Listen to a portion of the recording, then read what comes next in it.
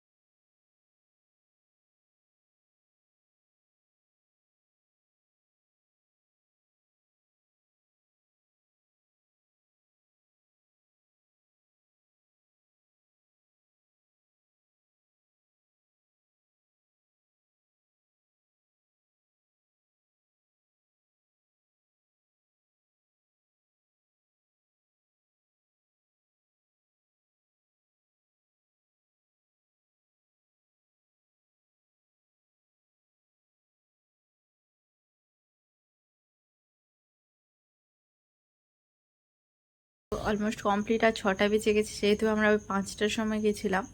হাতে 1 ঘন্টা মাত্র টাইম ছিল, বেশিক্ষণ টাইম হয়নি ঘোরার, তাও 1 ঘন্টা এনাফ। ঘোরার পর এখন আমরা চলে যাচ্ছি, ঘোরা তো কমপ্লিট, কিছু খাওয়া দাওয়া তো করতে হবে, তো সে কারণেই বেরিয়ে পড়লাম। যেতে যেতে এখানে একটা জায়গাতে সানসেটটা দেখতে এতটা সুন্দর লাগছিল, তো ওখানে দাঁড়িয়ে একটু ভিডিও করে নিলাম।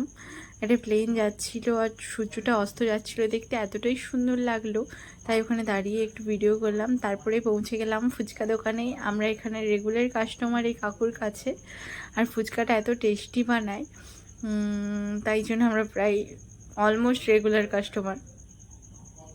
তো আমরা ফুচকা খেয়ে নিলাম দুজনে। ও এতটাই বেশি ঝাল খায়।